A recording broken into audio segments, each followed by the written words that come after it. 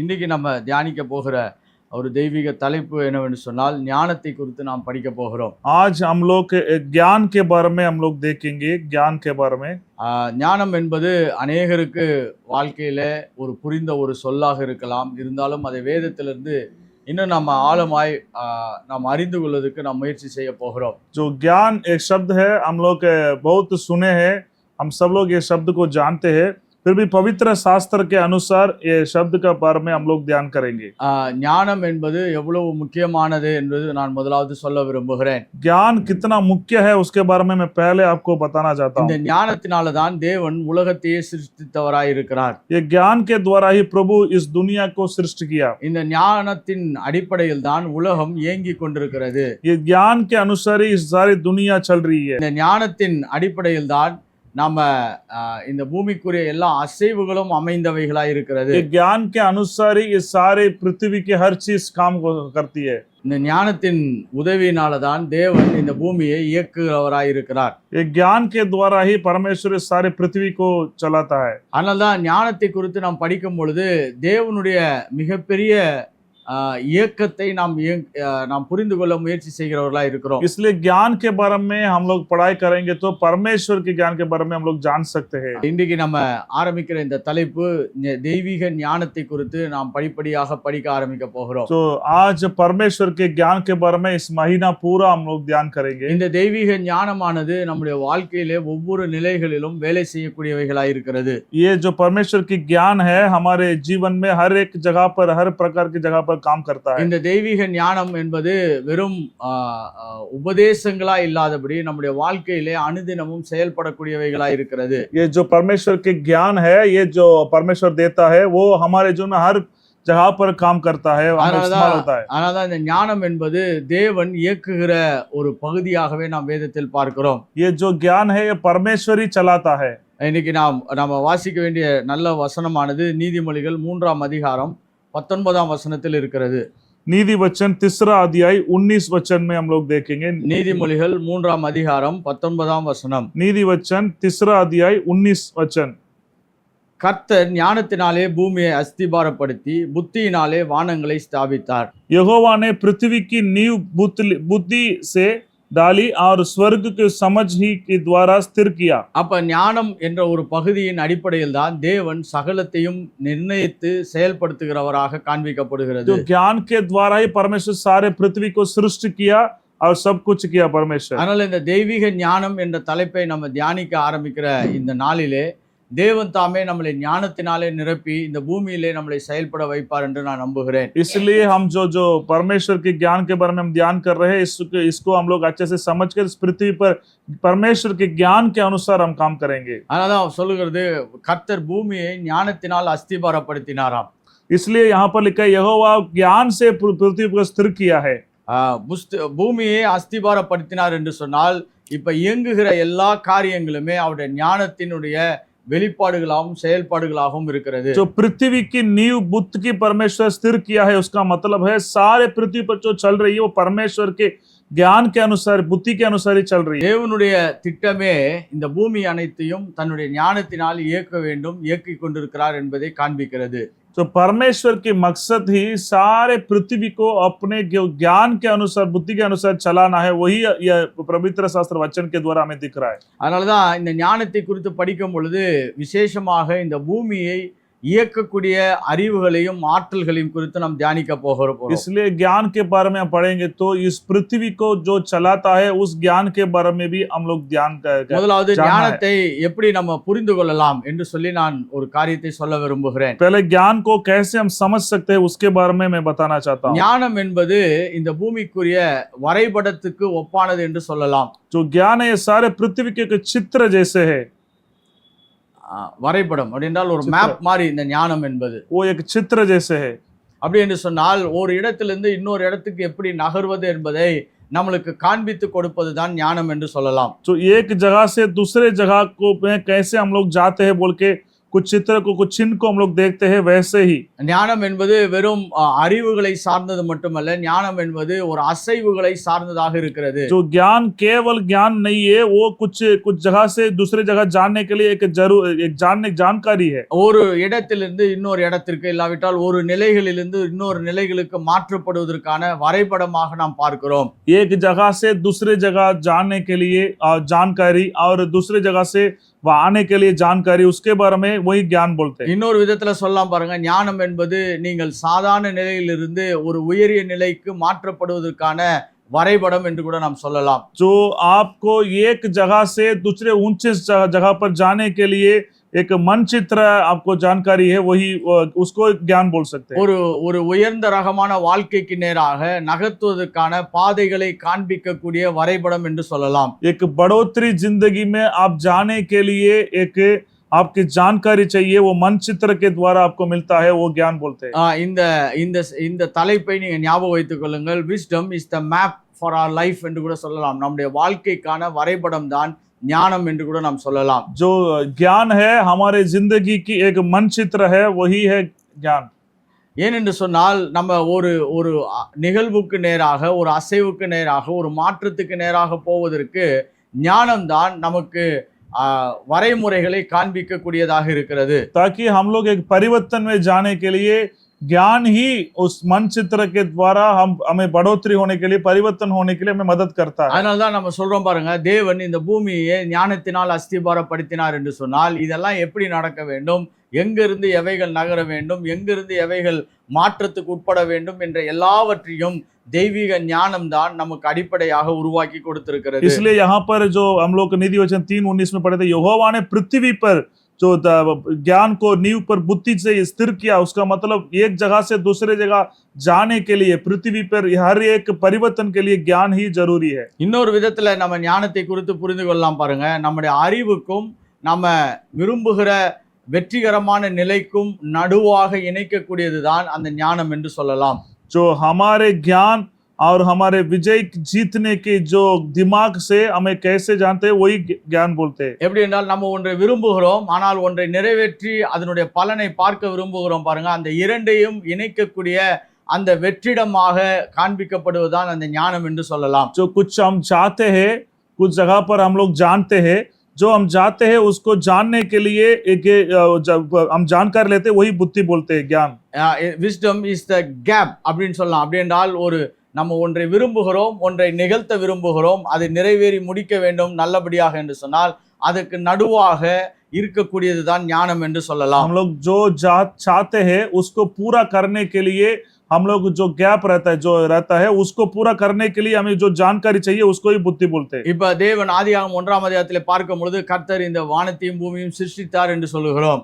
जो उत्पत्ति का पुस्तक पहला अध्याय में देखेंगे तो यहोवा ने आकाश और पृथ्वी को सृष्टि किया बोल के हम देख रहे हैं. இந்த வானத்தையும் பூமியையும் சிருஷ்டிப்பதற்கு அவர் ஒரு திட்டமிடுகிறார். அந்த திட்டம் நிறைவேறுவதற்கு முழுவதுமாக நிறைவேற்றி கொடுப்பது என்னவென்று சொன்னால் அது தெய்வீக ஞானமாக இருக்கிறது. जो परमेश्वर इस सारे पृथ्वी को सृष्टि करने के लिए परमेश्वर पहले एक योजना बना रहा है, उस जो उनकी चाहत है, जो चाहता है उसको पूरा करने के लिए वो काम कर रहा है, वही ज्ञान है. அதனால்தான் நமக்கு நம்ம நீதிமொழிகள் 3:19 வாசிக்கிறோம், பூமியை கர்த்தர் ஞானத்தினால் அஸ்திபாரப்படுத்தினார் என்று சொல்லி.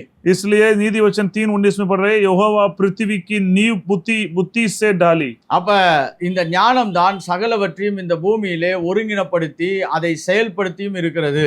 ये ज्ञान ही सारे पृथ्वी को पूरा बनाया, ये पृथ्वी के परमेश्वर के चाहत के अनुसार बनाने के लिए ये बुद्धि ही काम किया है. So wisdom is the map and it's also the gap filler என்று சொல்லலாம். அப்படி என்றால் அந்த வெற்றிடத்தை நிரப்பக்கூடியது ஞானமாக இருக்கிறது. जो खाली जगह है उसको पूरा भरने के लिए एक जगह है, वही ज्ञान है.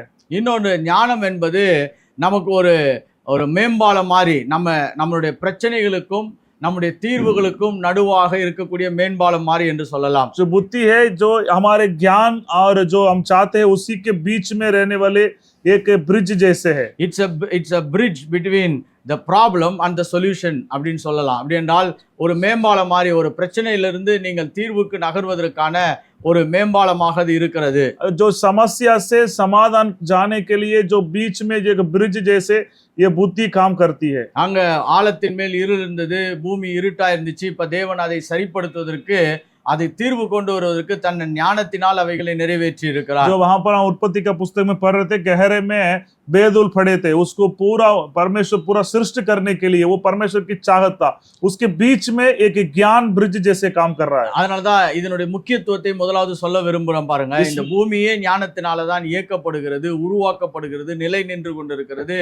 அதனால இந்த தெய்வீக ஞானத்தை குறித்து நாம் படிப்பது என்பது மிக மிக ஆரோக்கியமான விஷயமாக இருக்கும். इस सारे पृथ्वी जो ज्ञान से परमेश्वर बनाए, ज्ञान से स्थिर किया है, इसलिए हम परमेश्वर के ज्ञान के बारे में ध्यान करना बहुत आवश्यकता है. ஏனென்று சொன்னால் இந்த ஞானத்தின் குறைவுதான் अनेक பிரச்சனைகளிலிருந்து நாம் வெளிவர முடியாமல் இருக்கக்கூடிய மிக முக்கியமான தடையாக இருக்கிறது. जो ये बुद्धि की कमी है, यही है हमारा सभी के हमारे समस्या से हम बाहर आने के लिए एक बड़ी रुकावट करता है. அதனால இந்த ஞானத்தை குறித்து படிக்கும் பொழுது ஒன்றை நான் ஞாபகப்படுத்த விரும்புகிறேன். இது ஒரு உபதேசம் அல்ல, இது வாழ்க்கையும் நம்முடைய சூழ்நிலைகளையும் சரிப்படுத்தி கொடுக்கக்கூடிய ஆரோக்கியமான திட்டமாக தேவன் கொடுத்திருக்கிறார். जो बुद्धि के बारे में हम पढ़ते हैं, इसका मतलब ये एक उपदेश नहीं है, हमारे जिंदगी को हम कैसे जीना है बोल के एक परमेश्वर एक परमेश्वर ने पढ़ाई रखा है.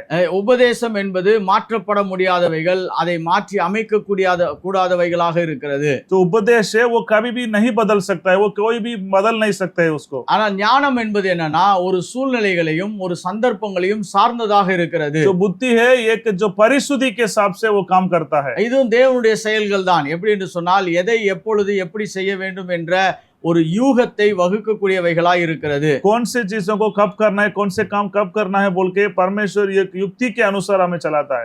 இதை நான் சற்று விளக்குவதற்கு நான் இந்த வசனத்தை வாசிக்க விரும்புகிறேன். एक वचन को हम पढ़ेंगे. என்னோடு கூட நீதிமொழிகள் 26ஆம் அதிகாரம் 4ஆம் வசனம் 5ஆம் வசனத்தை வாசிக்க போகிறோம். नीति वचन 26 अध्याय 4 और 5 पढ़ेंगे.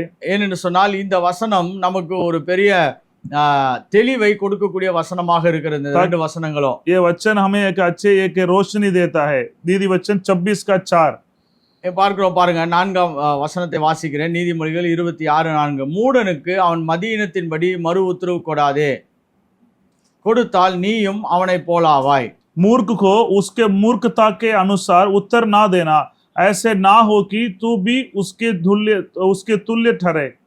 இங்க சொல்றாரு பாருங்க, மூடனுக்கு அவன் மதியின்படி என்ன பண்ணாத, உத்தரவு கொடுக்காது. அப்படி என்றால் do not answer a fool according to his folly என்று சொல்லி தேவன் அங்கு பேசுகிறார். यहाँ पर परमेश्वर कह रहा है मूर्ख को उसको मूर्खता के अनुसार आप उत्तर मत दे दो बोल के परमेश्वर यहाँ पर இதை கேட்ட உடனே நம்ம சொல்லுவோம், இப்ப இவன் மூடத்தனமா பேசுறான், இனிமேல் இவனுக்கு நம்ம பதில் சொல்லக்கூடாது அப்படின்னு சொல்லி நம்ம ரொம்ப ஞானமா இருக்கிற மாதிரி இருந்தால் அடுத்த ஒரு வசனம் ஒன்றை ஞாபகப்படுத்துது பாருங்க. अगर हम सोचेंगे तो मूर्ख को हम मूर्खता के अनुसार हम तो उत्तर नहीं देना है बोल के हम चुप रहना है बोल के हम सोचेंगे तो अगले वचन ऐसे लिखा है, மூடனுக்கு அவன் மதியினத்தின்படி மறு உத்தரவு கொடுக்காவிட்டால் அவன் தன் பார்வைக்கு ஞானியாய் இருப்பான். तो मूर्ख को उसकी मूर्खता के अनुसार उत्तर ना देना, ऐसे ना हो कि वो अपने लेके புத்திமா ठहरे. அப்படின்னா முதல் வசனத்துல அவனுக்கு உத்தரவு கொடுக்காதன்றாரு, அடுத்த வசனத்துல அவனுக்கு உத்தரவு கொடு, இல்லாவிட்டால் அவன் மூடத்தனத்தை அவன் பெரிய ஞானி என்று தன்னை யோசிக்க கூடியவனாய் இருப்பான் என்று சொல்லுகிறது. तो उसने अपने आप को बुद्धिमान समझेगा, इसलिए ऐसे मूर्खता के लोग को ऐसे अच्छे से उत्तर देना बोल के लिखा है. அப்ப இதுல இருந்து நம்ம புரிந்து கொள்ள வேண்டியது என்னன்னா, இந்த ஞானம் என்பது ஒவ்வொரு சூழ்நிலைகளுக்கும் ஒவ்வொரு சந்தர்ப்பங்களுக்கும் அதிகமாய் சார்ந்ததா இருக்கிறது. जो बुद्धि है हर एक परिशुद्धि के अनुसार हर एक समस्या के अनुसार वो काम करता है. அதனால்தான் இந்த ஞானம் என்பது கர்த்தருடைய உடன்படிக்கையிலே வாழ்கிற ஒவ்வொரு பிள்ளைகளுக்கும் அவர்கள் எப்பொழுது என்ன செய்ய வேண்டும் என்பதை விரிவாக்கி கொடுக்கக்கூடியதாக இருக்கிறது. इसलिए जो बुद्धि है वो परमेश्वर की एक वाचा बांधने के अनुसार वो कब करना है क्या करना है बोल के हमें समझाता है. இங்கதான் நிறைய பேருக்கு ஞானத்துல ஒரு பெரிய பிரச்சனை வரும். அவர் செய்த மாதிரியே நானும் செய்தேன், ஆனால் எனக்கு பெரிய தோல்விகள் வந்தது என்று சொல்லப்படும் பொழுது, இப்பொழுது தேவன் சூழ்நிலைகளை சார்ந்தும் சந்தர்ப்பங்களை சார்ந்தும் அவர் என்ன சொல்ல விரும்புகிறார் என்பதை சார்ந்து செய்யும் பொழுதுதான் அது ஞானமாய் இருக்கிறது. जो कुछ लोग है दूसरे लोग वो कर रहा है इसलिए उनके जैसे मैं भी किया हूं, मैं हार गया हूं बोल के बोलते हैं, ऐसे नहीं है. तो परिशुद्धि के अनुसार जो समस्या के अनुसार करते हैं वो भी है परमेश्वर की वाचा के अनुसार इच्छा के अनुसार करते हैं, वो उसी के अनुसार बुद्धि को काम करना. அதனால்தான் ஞானம் என்பது ஹைலி கான்டெக்சுவல், அப்படி என்றால் அநேக சூழ்நிலைகளை சார்ந்ததாக இருக்கிறது. जो बुद्धि है हर एक परिशुद्धि के हिसाब से काम करता है. இப்ப சிறு வயதுல நிறைய சவால்கள் நிறைந்த போட்டிகளை நம்ம சந்திக்கலாம். जो हम छोटे बचपन में हम कई सारी चुनौती को हम लोग अपने जीवन में देखते हैं। இல்லாவிட்டால் நிறைய பாதகம் நிறைந்த பகுதிகளுக்குள்ளாக நாம் கடந்து போய் அதை ஒரு சுவாரஸ்யமான முயற்சி செய்யலாம். हम कई सारे जो हम लोग कष्ट के जगह पर जाके उसको जीतने के लिए हम कोशिश किए होंगे। இப்ப இத சொல்லுவோம் ரிஸ்க் எடுக்கிறதுன்னு சொல்லுவோம். இப்ப இதை எடுக்கிறதுக்கு ஒவ்வொரு சூழ்நிலைகளுக்கும் ஒவ்வொரு சந்தர்ப்பங்களுக்கும் சார்ந்ததாகவே அவைகள் அமைகிறது. इस समय हम लोग रिस्क लेते हैं तो उस समय जोखिम लेते हैं, उसको वो परिस्थिति के हिसाब से होता है। இப்ப இதை எப்படி எடுக்கலாமா எடுக்க வேண்டாமா, இந்த சூழ்நிலைகளுக்கு சரியா இந்த ரிஸ்க் எடுக்கிறது சரியா என்று சொல்லி நீங்கள் யூகம் பண்ணி அதை சரியாக முடிவெடுத்து நிறைவுபடுத்தும் பொழுது அதை சந்தர்ப்பத்துக்கு ஏற்ற ஞானமாய் நாம் பார்க்கிறோம். तो उसी के अनुसार जो भी आप लोग जोखिम लेते हैं, इसके अनुसार हम क्या कर सकते हैं, वो ज्ञान के अनुसार क्या कर सकते हैं बोल के आप निरंतरित लेके करना है। அதனால்தான் ஞானம் என்பது நம்முடைய சூழ்நிலைகளை அதிகமாய் சார்ந்ததாய் இருக்கிறது. इसलिए ज्ञान हमारे परिस्थिति के हिसाब से ही हम काम करता இந்த है। வசனம் பாருங்க, ஒரு வசனம் ஒன்றை சொல்லுகிறது, இன்னொரு வசனம் ஒன்றை சொல்லுகிறது. அப்ப இது ரெண்டுமே கரெக்ட். ஒவ்வொரு சிச்சுவேஷனுக்கும் ஒவ்வொரு சூழ்நிலைகளுக்கும் இப்படிப்பட்ட ஞானங்களை நாம் செயல்படுத்தும்படியே அழைக்கப்படுகிறோம். जैसे हम नीति वचन 26:4-5 में पढ़ रहे हैं, 4 वचन कुछ दूसरा बोल रहे हैं, 5 वचन दूसरा बोल रहे हैं, परिस्थिति के हिसाब से கர்த்தர் उत्तर देना है। ஒரு வேளையில சொல்வாரு, நீ உனக்கு மறு உதவி கொடுக்காத, நீ அமைதியா போன்னு சொல்லலாம். அது அந்த இடத்துல அது ஞானமாய் பேசப்படுகிறது. जो परमेश्वर कुछ जगह पर बोलता है ये मूर्खता को उत्तर मत देना, वो उस जगह पर बुद्धि के अनुसार चलने के समान है। ஆனா இந்த இடத்துல தேவன் சொல்லலாம், இல்ல நீ இப்ப நின்னு எல்லா பதிலையும் சொல்லிட்டு போ என்று சொல்லும் பொழுது அங்கே அது ஞானமாய் சொல்லப்படுகிறது. दूसरे जगह पर परमेश्वर ऐसे अगुवाई करता है, इस जगह पर मूर्खता को तो उत्तर दे के जाना बोलते हैं, वही उस जगह पर बुद्धि है। அதனால தான் நம்ம சொல்றோம் பாருங்க, ஞானம் என்பது இந்த உலகத்தினுடைய மொழியாகவே இருக்கிறது என்று சொல்லலாம். जो बुद्धि है इस सारे पृथ्वी की एक भाषा है। ஏனென்று சொன்னால் இந்த முழு உலகத்தையும் நீங்க பாருங்க, ஒவ்வொன்றும் ஒவ்வொரு விதத்திலே இயங்கக்கூடியவைகளாய் இருக்கிறது. அதை நீங்கள் புரிந்தால்தான் அதையும் இயக்கக்கூடியவர்களாய் மாறுவீர்கள். इस पृथ्वी में हर प्रकार के काम होता है, उस सारे प्रकार को आप जानेंगे तभी आपकी बुद्धि काम कर सकता है। எப்படி நம்ம உறவுகளை கையாள வேண்டும் என்ற ஒரு வடிவம் இருக்கிறது, அதை நீங்கள் தெரிந்து கொண்டால் தான் உறவுகளை சரியாக கையாள முடியும். कैसे रिश्ता को आप जानना है बोल के एक नियम है, उस रिश्ता को अच्छे से आप जानेंगे तभी उस रिश्ता को आप काम संभाल सकते हैं। இந்த उலக பொருட்கள் எல்லாமே வெவ்வேறு கோணங்களிலே படைக்கப்பட்டிருக்கிறது, வெவ்வேறு நிலைகளிலே படைக்கப்பட்டிருக்கு. அந்த பொருட்களை கூட பயன்படுத்துவதற்கு ஞானம் தேவைப்படுகிறது. इस पृथ्वी पर हर प्रकार के सामान बनाया है, उस सारे सामान को आपको उसके बारे में आपको बुद्धि रहेंगे तभी आप उसको इस्तेमाल कर सकते हैं। பாருங்க, நீங்க ஒரு ஒரு ஒரு கச்சா எண்ணெய் எப்படி கையாளணும்ன்ற வெளிச்சம் தேவை, ஒரு தண்ணியை எப்படி கையாளணும்ன்ற வெளிச்சம் தேவை. இப்படி ஒவ்வொரு பொருட்களையும் நீங்கள் கையாளுவதற்கான ஞானம் இருந்தால்தான் இந்த பூமியிலே நீங்கள் செயல்பட்டு வெற்றிகரமான நிலைகளுக்கு மாற்ற முடியும். देखिए, कच्चा तेल को संभालने के लिए एक ज्ञान चाहिए, पानी को संभालने के लिए एक ज्ञान चाहिए। तो हर चीजों के ऊपर आपको बुद्धि मिलेगा तभी आप उसको संभाल सकते हैं। So the wisdom is the language of God's universe. தேவன் உருவாக்கின உலகத்திலே அந்த மொழியே ஞானமாக தான் இருக்கிறது. ஒவ்வொன்றையும் ஒவ்வொரு விதத்திலே கையாளக்கூடியவர்களாய் நாம் அழைக்கப்படுகிறோம். So हर एक चीजों को हम अलग अलग अनुसार के अनुसार हम लोग चलाना पड़ेगा। இங்க சங்கீதம் 104:24 வசனத்தை வாசிக்கும் பொழுது, Psalms 104 verse 24, भजन संगीता 104:24, இங்க சங்கீதக்காரனும் இதேதான் நமக்கு சொல்லித்தர விரும்புகிறார். यहाँ भजन संगीता में यही हमें लिखा है, கர்த்தாவே உமது கிரியைகள் எவ்வளவு திரளாய் இருக்கிறது, அவைகள் எல்லாம் ஞானமாய் படைத்தீர், பூமி உம்முடைய பொருட்களினால் நிறைந்திருக்கிறது. हे यहोवा, तेरे काम अनगिनत है, इन सब वस्तुओं को तूने बुद्धि से बनाया है, पृथ्वी तेरी संपत्ति से परिपूर्ण है। இங்க சொல்றாரு பாருங்க, இந்த முழு உலகத்தையும் நீ ஞானத்தினால் படைத்தீர். ये सारे पृथ्वी को आप बुद्धि से बनाया। இந்த உலகத்தில் இருக்க எல்லா பொருட்களும் அவருடைய ஞானத்தினுடைய வெளிப்பாடுகளாகவே செயல்பட்டு கொண்டிருக்கிறது. ये सब वस्तुओं को तूने बुद्धि से बनाया, सब कुछ उन परमेश्वर की बुद्धि का एक प्रकटीकरण है। நீங்க பணத்தை எப்படி கையாளணும்னு தெரியணும், உறவுகளை எப்படி கையாளணும்னு தெரியணும், இல்லாவிட்டால் நீங்க தொழிலை எப்படி கையாள வேண்டும் என்று தெரிய வேண்டும். இப்படி பல காரியங்களை தேவன் படைத்தவைகளை நீங்கள் சரியாக கையாளும் பொழுதுதான் அவைகள் வெற்றியின் நிலைகளுக்கு கொண்டு போய் சேர்க்கப்படுகிறது. पैसा को कैसे संभालना है बोल के आपको बुद्धि चाहिए, और रिश्ता को कैसे संभालना है बोल के बुद्धि चाहिए, आपके व्यापार को आप कैसे करना है बोल के बुद्धि चाहिए, तभी आप उसके ऊपर अच्छे से काम कर सकते हैं, जानकारी ले सकते हैं. அப்ப நம்மளுக்கு ஒன்று புரியுது பாருங்க. the wisdom is the language of the universe. இந்த முழு உலகமும் ஞானத்தின் மொழிகளிலே இயங்கிக் கொண்டிருக்கிறது. ये सारे पृथ्वी बुद्धि की भाषा से चल रही है. அதனாலதான் சயின்ஸ் என்று நம்ம அறிவியல் என்று சொல்றோம் பாருங்களேன். இந்த உலகத்தில் படைக்கப்பட்டவைகள் எல்லாம் எப்படி இருக்கிறது, எப்படி இயங்குகிறது, அதை என்ன விதத்திலே நாம் இயக்கலாம் என்று படிப்பதுக்கு பேர் தான் அறிவியலாக இருக்கிறது. इसलिए विज्ञान की जो पढ़ाई है, जो कैसे काम करना है, वो कैसे काम कर रहा है, इसके बारे में जानकारी लेके बुद्धि लेंगे तभी वो पढ़ाई होगा. அதனால்தான் வேதத்துல நம்ம வசனத்தை படிக்கும் பொழுது தேவனுடைய படைப்புகளையும் அதற்கு பின்பாக இருக்கக்கூடிய ஞானத்தையும் நாம் தியானிக்கிறவர்களாக இருக்கிறோம். इसलिए बाइबल में वचन पढ़ने के समय में परमेश्वर की जो ज्ञान है, बुद्धि है, उसके बारे में हम लोग जान रहे हैं. நான் முதலாவது ஞானத்தினுடைய தார்மீக தன்மைகளை விலக்கிக் கொண்டிருக்கிறேன். இந்த நேச்சர் ஆஃப் விஸ்டம் சொல்றோம் பாருங்க.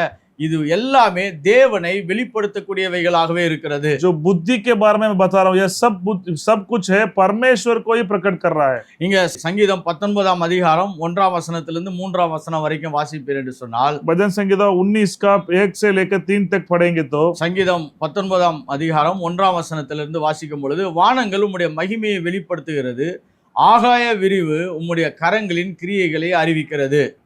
तो आकाश ईश्वर की महिमा वर्णन कर रही है, और आकाश मंडली उसकी हस्तकला को प्रकट कर रहा है. அந்த முழு உலகமும் வானமும் அதில் இருக்கக்கூடிய நிறைவுகளும் அவருடைய மகிமையை வெளிப்படுத்துக. அப்படி என்றால் it is displaying is weightage. அவர் எவ்வளவு பெரிய மகத்துவம் உள்ளவராய் இருக்கிறார் என்று வெளிப்படுத்துவதற்கான பொருட்களாகவே இந்த உலகமும் இந்த பூமியும் இருக்கிறது என்று சொல்லப்படுகிறது. ये सारे पृथ्वी जो आकाश मंडली सब कुछ है, परमेश्वर कितने बड़े महान है बोल के वो प्रकट कर रहा है.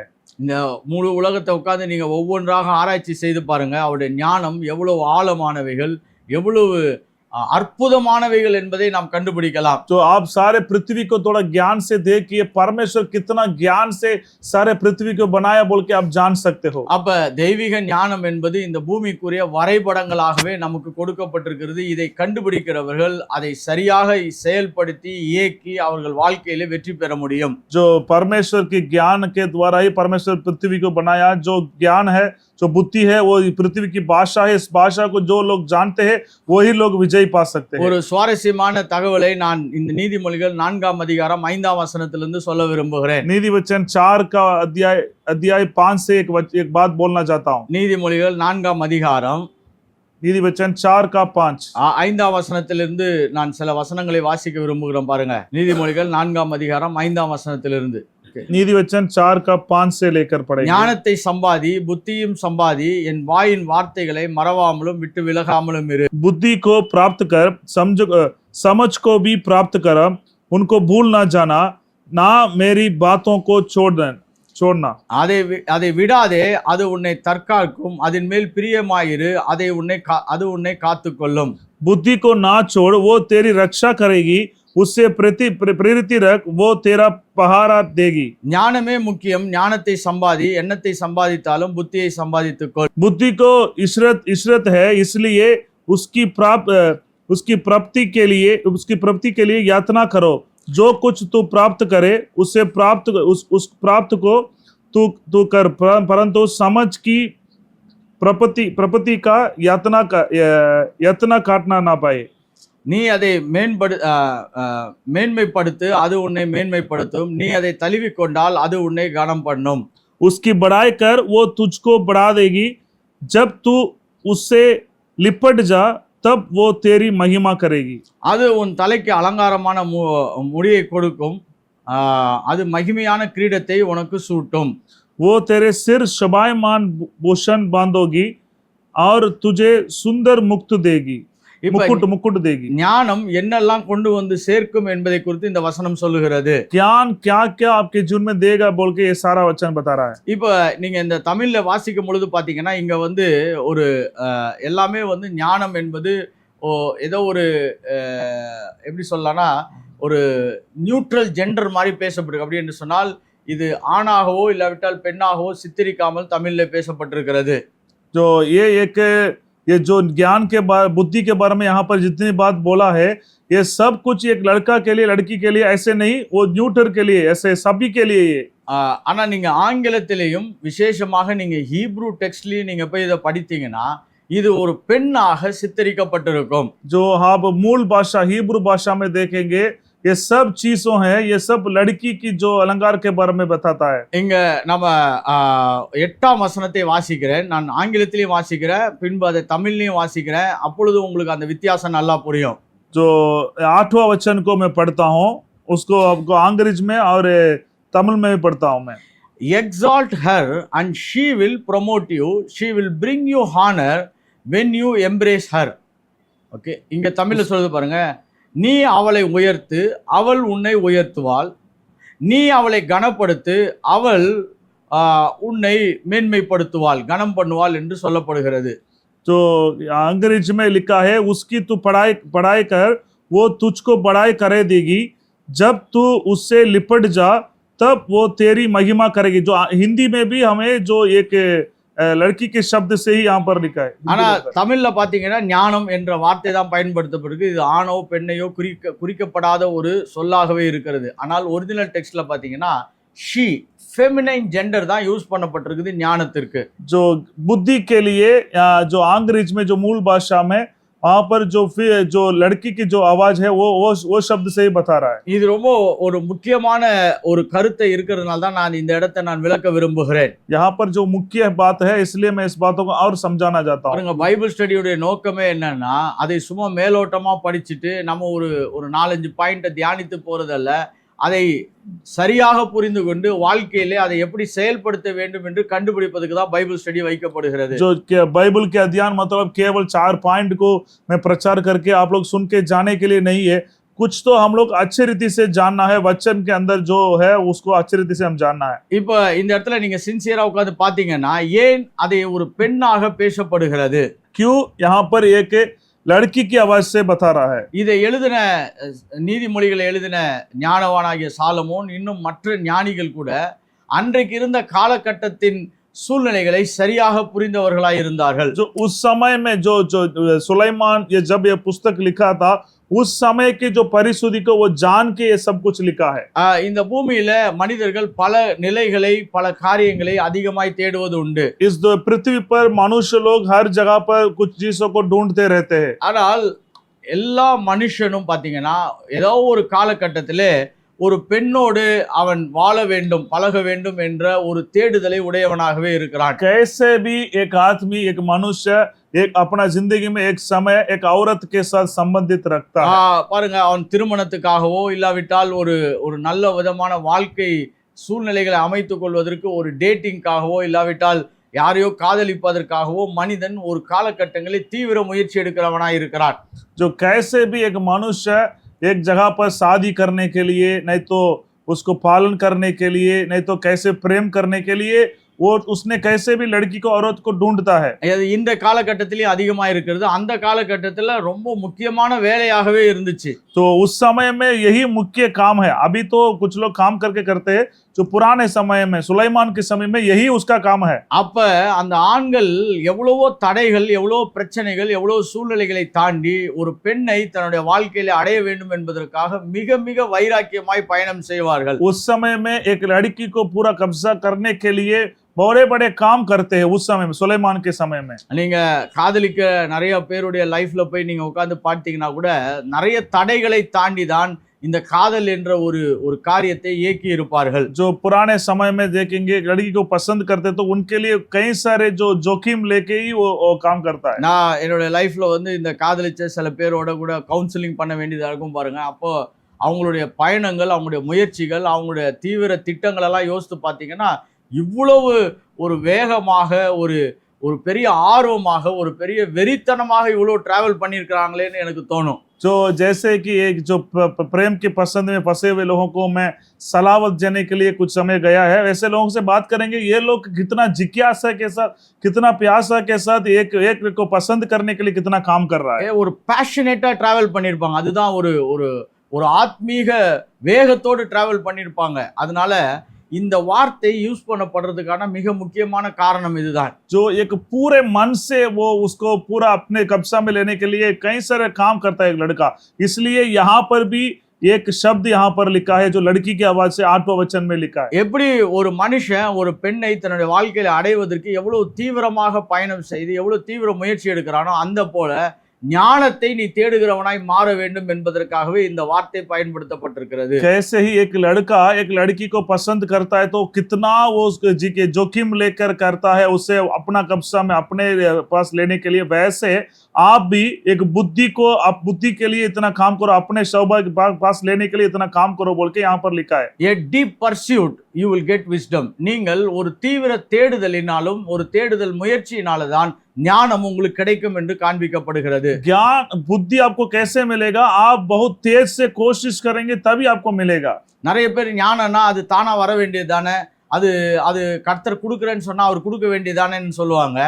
இதுக்காக தான் அந்த இடத்துல அந்த ஷீ இல்லாவிட்டால் ஹர் என்ற வார்த்தை பயன்படுத்தப்பட்டிருக்கிறது. ஏனென்று சொன்னால் ஒரு ஃபெமினைன் ஜெண்டரை ஒரு மனிதன் எப்படி தேடி போய் அவன் அடைய விரும்புகிறானோ அப்படியாக ஞானத்தை அவன் தேடி போய் அடைய வேண்டும் என்பதற்காக பேசப்படுகிறது. कई सारे लोग बोलते हैं कि बुद्धि परमेश्वर देना चाहिए ना, मुझे नहीं है परमेश्वर ही देना चाहिए, ऐसे बोलते हैं ना। ऐसे लोगों के लिए ऐसे लिखा है, कैसे एक लड़का एक लड़की के लिए कितना कोशिश करता है जो अपने पास लेने के पसंद लड़की को लेने के लिए, वैसे आप भी बुद्धि के लिए अपने पास लेने के लिए कोशिश करो बोल के लिखा है। ஒரு சில ஆட்களோடு கூட சமீபத்தில் நான் கவுன்சிலிங் பண்ண வேண்டியது. அப்போ பார்த்தீங்கன்னா கர்த்தர் எனக்கு திருமணம் பண்ணி வைக்கிறதா இருந்தால் அவரே எல்லா விஷயத்தையும் கொண்டு வருவார் பாஸ்டர். அப்படி கொண்டு வரலன்னா நான் என்ன பண்ண முடியும், நான் ஒன்றும் பண்ண முடியாது என்று சொல்லிலாம் என்கிட்ட சொல்லியிருக்கிறாங்க. कुछ लोग मेरे पास आके बोलते हैं अगर मेरे को शादी करना है तो पास्टर जी परमेश्वर ही सब कुछ लेके आना चाहिए, मैं क्या कर सकता हूँ, परमेश्वर कुछ नहीं लेके आ रहा है, ऐसे बोलते हैं। திருமணம் என்பதோ இல்லாவிட்டால் வாழ்க்கையில நீங்கள் ஒரு உறவுகளின் அடிப்படையிலே உங்கள் வாழ்க்கையை அமைத்துக் கொள்ள விரும்புவது என்பது ஒரு தீவிர தேடுதலின் அடிப்படையில் தான் நிறைவேறுகிறது. शादी करना है, नहीं तो आप एक पसंद लड़की को अपने पास रखना है, तो ये सब कुछ एक तेज कोशिश ढूंढने से खोने से ही मिलेगा। அதனாலதான் சில வேளைகள்ல பிள்ளைகளுக்கு தாயின் தகப்பனும் போய் அவங்களுக்கு ஒரு திருமண வாழ்க்கையை தேடி கொடுக்குறாங்க. ஏன்னா இந்த பிள்ளை இன்னும் தேடுறதுக்கான ஒரு வெளிச்சம் வரல, அதனால நம்மளே செய்வோம் என்று சொல்லி அவர்கள் முயற்சி செய்கிறார்கள். इसलिए कई सारे बच्चे लोगों के माँ बाप है अपने बच्चों के लिए, लड़का के लिए लड़की ऐसे खोजते हैं, वो लोग खोज के लेके आते हैं अपने बच्चों के लिए। ஏன் இவ்வளவு ஒரு முக்கியத்துவம் கொடுத்து பேசுகிறேன் என்று சொன்னால் ஞானத்தை நீங்கள் தேடி கண்டுபிடித்தாலே மட்டும்தான் கிடைக்குமே ஒழிய அது தானாய் கிடைப்பது அல்ல. बुद्धि आपको कैसे मिलेगा? आप खोजेंगे तो, आप ढूंढेंगे तभी आपको मिलेगा, तो अपने आप से क्या बुद्धि आपको नहीं मिलेगा। அதனாலதான் ஞானத்தை தேடு, அதை கண்டடை, அதை தொடர்ந்து போ, அதை பின்பற்று, அது உன்னை ஆசீர்வதிக்கும் என்ற இத்தனை வசனங்களை வாசிக்கிறோம். इसलिए यहाँ पर बुद्धि को ना छोड़ो, बुद्धि को ढूंढो, प्राप्त करो और बुद्धि की पढ़ाई करो, ऐसे बोल के इतना वचन को हम लोग पढ़ रहे हैं। சரி, இன்றைக்கு ஞானத்தின் மிக முக்கியமான 5 பரிமாணங்களை நான் காண்பிக்க விரும்புகிறேன். आज जो बुद्धि की 5 जो परिमाण के बारे में मैं बताना चाहता हूँ।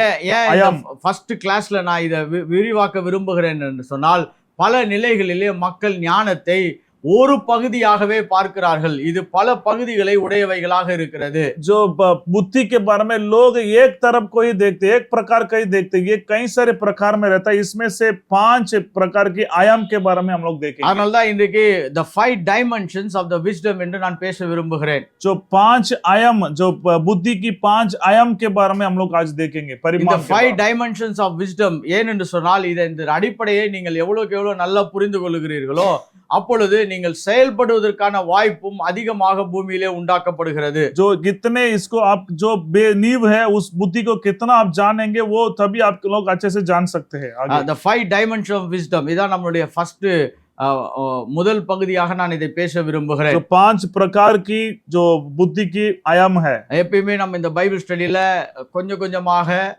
திட்டவட்டமாக நான் சில நிலைகளை உங்களுக்கு விரிவுபடுத்தி கொடுப்பது தான் நோக்கமாய் வைத்திருக்கிறேன். इस बाइबल के अध्ययन में थोड़े थोड़े से मैं आपको कुछ बात बताना चाहता हूं। இந்த ஆன்லைன் பைபிள் ஸ்டடியில இணைக்கப்படுகிற ஒவ்வொருவரையும் நான் வரவேற்கிறேன், ஆசீர்வதிக்கிறேன். என்று சொன்னால் இது ஒரு பெரிய முயற்சி. இந்த முயற்சியிலே நீங்கள் நேரம் கொடுத்து நீங்கள் இணைந்திருப்பதற்காக உங்களை நான் நன்றி செலுத்துகிறேன். इस बाइबल स्टडी में जुड़े हुए आप सभी को मैं सभी के लिए मैं प्रभु को धन्यवाद देता हूँ। ये एक कोशिश है प्रभु के मकसद के अंदर आने के लिए, जो आप सभी को मैं स्वागत करता हूँ। அதனால தான் இங்க வேதம் சொல்லுது பாருங்க, ஞானத்தை சம்பாதி என்று சொல்லுகிறது. அப்படி என்றால் இது ஒரு தீவிர முயற்சியினால தான் அது கிடைக்கும். इसलिए बुद्धि को कमाओ बोल के बोलता है, ये तो कोशिश से ही आपको मिलेगा। பாருங்க, இன்னைக்கு மனிதன் போயிட்டு நிறைய பணம் சம்பாதிக்கணும், இந்த இந்த இந்த கோர்ஸை படிச்சுட்டா எனக்கு நிறைய பணம் வரும்னா எவ்வளோ கஷ்டப்பட்டு படிக்கிறான். ஏன்னா ஒரு தேடுதல் இருக்கிறவன் தான் அதை போய் படிக்கிறவனாய் மாறுகிறான். देखिए ये पढ़ाई करेंगे तो अच्छे से नौकरी मिलेगा, इतना पगार मिलेगा बोलेंगे तो उस पढ़ाई को कितना कोशिश करके कितना खोज के वो पढ़ रहा है। वैसे ही இந்த பூமியில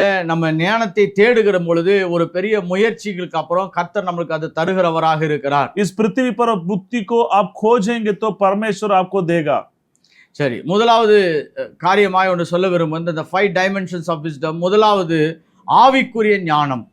पहले जो आत्मा की बुद्धि, the spiritual wisdom என்று நான் சொல்ல விரும்புகிறேன். जो आत्मा पहले एक है आत्माइक बुद्धि।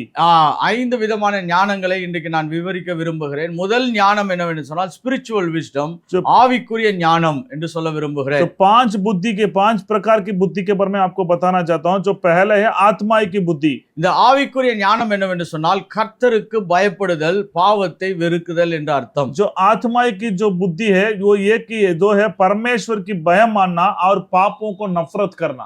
இந்த வசனத்தை நாம் வாசிக்கலாம். நீதிமொழிகள் 9ஆம் அதிகாரம் 10ஆம் வசனம். नीति वचन 9 अध्याय 10वां वचन हम पढ़ेंगे। नीति वचन 9:10। Proverbs chapter 9 verse 10. கர்த்தருக்கு பயப்படுதலே ஞானத்தின் ஆரம்பம், பரிசுத்தரின் அறிவே அறிவு. तो यहोवा का भय मानना बुद्धि का आरंभ है और परम पवित्र ईश्वर को जानना ही समझ है। ஒரு மனிதனுக்கு வாழ்க்கையிலே ஆரம்ப கட்ட ஞானம் எது என்று சொன்னால் ஆவிக்குரிய ஞானம். அது என்னவென்று சொன்னால் கர்த்தருக்கு அவன் உண்மையாக மனப்பூர்வமாய் பயப்பட ஆரம்பிப்பது. एक व्यक्ति की जो आत्माइक जो बुद्धि का आरंभ है वो आत्माइक बुद्धि है। वो पहले इससे शुरू होगा परमेश्वर की भय मानना। அப்படி என்று பயம் என்று சொன்னால் ரெவரன்ஷியல் ஃபியர் என்று சொல்லுகிறோம். இது அவர் ஏதாவது நம்மளுக்கு கெடுதல் பண்ணிடுவார் என்ற பயம் அல்ல, ஒரு கணத்துக்கு உரிய பயத்தை குறித்து பேசுகிறது. Reverential fear. यहाँ पर जो भय मानना उसका मतलब डर नहीं है, जो आदर के साथ परमेश्वर की भय मानना, उसका अर्थ यही है परमेश्वर की जो आदर करना है। The spiritual wisdom is the fear of the Lord. அப்படி என்றால் முதலாவது அவன் எப்படி தேவனுடைய ஞானத்தை பெறுகிறான்னு சொன்னால் கர்த்தருக்கு கனத்தை கொடுக்கக்கூடிய பயத்தை உடையவனாய் மாறுகிறான். पहले एक व्यक्ति आत्मा की बुद्धि को कैसे पाता है, वो परमेश्वर की भय मानने के द्वारा ही पा सकता है। நிறைய பேர் இந்த பூமியில கர்த்தரை ஏற்றுக்கொள்வது கிடையாது, அவரை அங்கீகரிப்பது கிடையாது, அவருக்குரிய கனத்தையும் மரியாதையும் கொடுப்பது கிடையாது. कई सारे लोग इस दुनिया पृथ्वी पर परमेश्वर को स्वागत ग्रहण नहीं करते हैं और वो लोग परमेश्वर उदार नहीं पाते हैं, ऐसे लोग रहते हैं। இங்க சொல்லப்படுது பாருங்க, ஞானத்தின் ஆரம்பம் அப்படி என்றால் the beginning அப்படி என்று சொன்னால் இது முழுமை அல்ல, ஆனால் இங்கிருந்து தான் அவைகள் ஆரம்பிக்கப்படுகிறது. जो परमेश्वर की भय मानना बुद्धि का आरंभ है, ये अंत नहीं है, ये आरंभ है।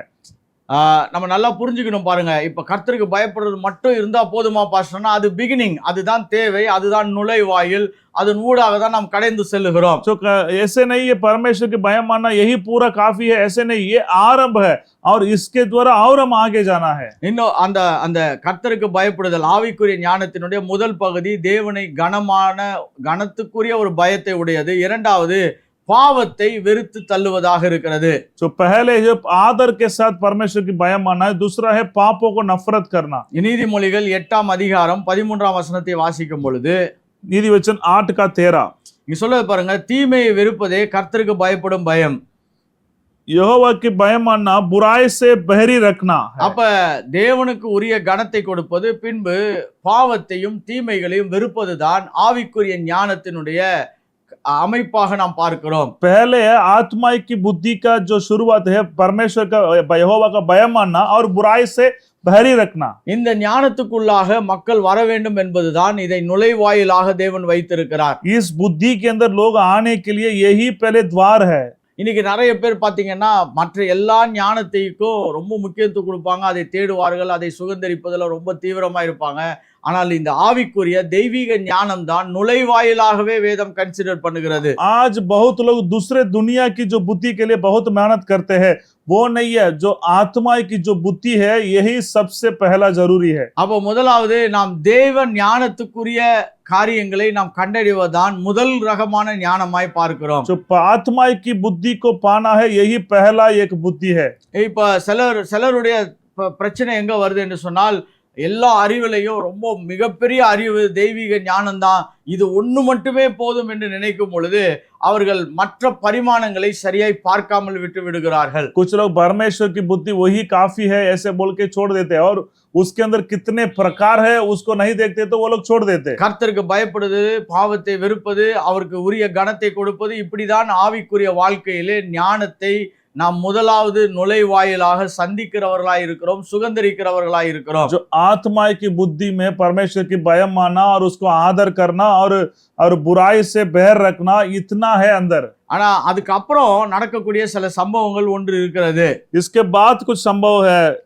அதனாலதான் நான் இந்த 5 பரிமாணங்களாய் காண்பிக்க விரும்புகிறேன். इसलिए मैं 5 प्रकार से द्वारा आपसे बताना चाहता हूं. நான் இப்ப சொல்ல போற அடுத்த சில விஷயங்கள் உங்களுக்கு வாழ்க்கையின் பல நிலைகளை புரிந்து கொள்வதற்கு உதவியாக இருக்கும். तो अगले में आगे बताने वाला सब बुद्धि है आपके जीवन में बहुत इस्तेमाल होगा. ஏன் இவ்வளவு விவரமா நான் சொல்ல விரும்புறேன்னா, நிறைய கிறிஸ்தவர்கள் தங்களுடைய வாழ்க்கையில வெறும் ஆவிக்குரிய ஞானம் மட்டுமே அவசியமானது, போதுமானது, நிறைவானது என்று சொல்லி ஒரு கட்டத்துக்குள்ளாய் வந்து விடுகிறார்கள். आज कई सारे मसीह लोग हैं जो आत्मा की बुद्धि ही काफी है, वही मेरे लिए ठीक है बोल के बाकी में ध्यान नहीं देते हैं, ऐसे एक निरंतरित लेते हैं. அதுதான் அவசியமானது, முதன்மையானது, அதுதான் ஆரம்பமாக இருக்கிறது. ஆனால் அது மட்டுமே நிறைவாக நாம் கருத முடியாது. वो एक आरंभ है, वो एक शुरुआत है, केवल वो नहीं है और वो एक शुरुआत है. அதனாலதான் இன்னைக்கு மற்ற காரியங்களை சற்று சொல்ல விரும்புகிறேன். इसलिए दूसरे बातों को भी मैं बताना चाहता हूं. அடுத்த ஞானம் என்னவென்று சொன்னால் மன ரீதியான ஞானம், மென்டல் விஸ்டம் என்று சொல்லுகிறோம். दूसरा है मानसिक बुद्धि. முதலாவது ஆவிக்குரிய ஞானம், தேவனை அறிந்து கொள்வதும், அவருக்கு பயப்படுவதும், அவருக்கு கனம் கொடுப்பதும் ஆவிக்குரிய ஞானம். पहले जो परमेश्वर के आदर करना, उसकी भय मानना और बुराई से बहर रखना, ये आत्मा की बुद्धि है. ஃபர்ஸ்ட் அதுதான் தேவை என்று சொல்லி வேதம் நமக்கு அறிவுரை செய்கிறது. पहला स्थान वही है, पहला वही चाहिए, ஆனா आरंभ है. ஃபர்ஸ்ட் இது சொல்றதுனால மத்த எல்லாம் இல்லன்னு சொல்லல, அதையும் நான் அன்னைக்கு ஞாபகப்படுத்த விரும்புகிறேன். जो मैं पहले स्थान देता हूं, पहले बोल रहा, इसका मतलब दूसरा तीसरा वो जरूरी नहीं है, ऐसे नहीं, वो पहला आरंभ है. वो இப்போ சில பேர்கிட்ட ஒரு வேலையை கொடுத்துட்டு என்ன சொல்லுவோம்னா, முதல்ல இந்த வேலையை செய்யுன்னு சொல்லுவோம். कुछ काम अगर हम दूसरे को सौंप देंगे तो उनको क्या बोलते हैं, पहला ये काम को करो. இப்போ அவர் வந்து முதல்ல இந்த வேலையை தான் செய்ய சொன்னீங்க, அதனால மத்த எந்த வேலையை நான் செய்ய வேணாமான்னு கேட்டா அங்குதான் அவருடைய புரிதலிலே பிரச்சனை வருகிறது என்று சொல்ல விரும்புகிறேன். अगर आप किसी को काम सौंपते हैं, वो बोलेगा तो आप पहला ये काम करने के लिए बोले, इसलिए यही काम किया, मैं दूसरा काम कुछ नहीं किया, ऐसे बोलेंगे तो उसका समझ उतना ही है. முதல் வேலை தான் ரொம்ப முக்கியம் கிடையாது, முதல் வேலையை முதல்ல செய்திருங்க, மிச்ச வேலையும் தொடர்ந்து செய்யுங்க என்ற அர்த்தம். जो पहला काम को पहला कीजिए, इसका मतलब पहला काम करके छोड़ना नहीं, पहला काम करके दूसरा काम भी करना है. அப்ப விஸ்டம் உடைய பிகினிங், ஞானத்தினுடைய ஆரம்பம் என்பது கர்த்தருக்கு பயப்படுவது, கர்த்தரை சார்ந்திருப்பது, அவருக்கு உரிய கனத்தையும் மரியாதையும் கொடுத்து பாவத்தை விட்டு தூரமாய் இருப்பது. जो पहला जो हम लोग पढ़े थे आत्मा की बुद्धि है, आत्मा की बुद्धि में परमेश्वर की भय मानना और बुराई से बहर रखना और परमेश्वर को आदर करना, ये शुरुआत है, आरंभ है. இரண்டாவது என்னவென்று கேட்டீங்கன்னா மன ரீதியான ஞானம், த மென்டல் விஸ்டம் என்று சொல்லுகிறோம். दूसरा है मानसिक बुद्धि है. அப்படி என்று சொன்னால் இந்த வாழ்க்கையில பிராக்டிக்கலாக ஒரு மனிதன் இந்த வாழ்க்கையை எப்படி நிறைவேற்றி ஆழமாக நுண்ணறிவோடு வேலை செய்ய வேண்டும் என்ற ஒரு மன ரீதியான ஞானம் தேவைப்படுகிறது. कैसे एक व्यक्ति इस दुनिया में जी के और कैसे जीतना है बोल के एक मानसिक बुद्धि की जरूरी है. நான் ஆங்கிலத்திலே சொல்ல விரும்புகிறேன், inside and practical understanding how life work, வாழ்க்கை எப்படி நகருகிறது, இயங்குகிறது, வேலை செய்கிறது என்ற ஒரு மன ரீதியான ஞானம் தேவைப்படுகிறது. एक प्रश्न के साथ कैसे हमारा जिंदगी चल रहा है, कैसे हम जीना है बोल के सर प्रकार की उनकी बुद्धि चाहिए. மன ரீதியான ஞானம் அப்படின்னா இந்த வாழ்க்கை எப்படி இருக்குது, எப்படி செயல்படும், எப்படி செயல்படாம போய்விட வாய்ப்பு இருக்குது என்ற ஒரு அறிவை சம்பாதிப்பது மன ரீதியான ஞானம். जो मानसिक बुद्धि है, जिंदगी कैसा है, हमारा जीवन कैसा है, इस जीवन में हम कैसे जीना है बोल के एक जानकारी होता है. இது தொடர்ந்து எப்படி நம்ம அடைகிறோம் என்று சொன்னால், இந்த பூமிக்குரிய காரியங்களை அதிகமாய் படித்து புரிந்து அறிந்து அது எப்படி இருக்கிறது என்பதை வைத்து நம்ம மன ரீதியான ஞானத்தை வளர்த்துக் கொள்கிறோம். इस पृथ्वी कैसे चल रही है, इस पृथ्वी में क्या क्या है बोल के हम जानेंगे तो उसके द्वारा हमारा मानसिक बुद्धि बढ़ते जाएगा. இந்த மன ரீதியான ஞானத்தை அறிவுத்திறன் என்று கூட சொல்லலாம்.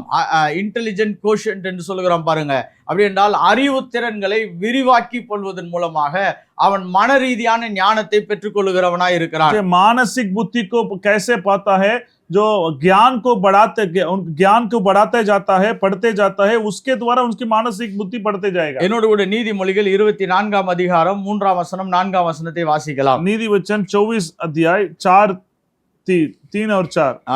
Proverbs chapter 24 verse 3 and 4. नीति वचन 24 अध्याय 3 और 4. இந்த வசனத்துல வாசிக்கும் பொழுது பாருங்க, இந்த பூமியை எப்படி நம்ம சரியா புரிஞ்சு செயல்பட வேண்டும் என்ற ஒரு மன ரீதியான ஞானத்தை குறித்து வாசிக்கிறோம். इस वचन को अच्छे से देखिए, इस पृथ्वी को हम कैसे समझ के हम जानकार लेना है बोल के इसमें लिखा है. Proverbs 24 verse 3. नीति வீடு ஞானத்தினாலே கட்டப்படும். घर बुद्धि से बनाता है. அப்போ வீடு கட்டுறதுக்கு ஞானம் அவசியமா இருக்கு. பிராக்டிக்கலா ஒரு வீடை எப்படி கட்டணும் எப்படி கட்டக்கூடாது என்ற ஒரு வெளிச்சம் தேவைப்படுகிறது. देखिए, एक घर बनाने के लिए उसको कैसे बनाना है कैसे नहीं बनाना है बोल के एक बुद्धि चाहिए.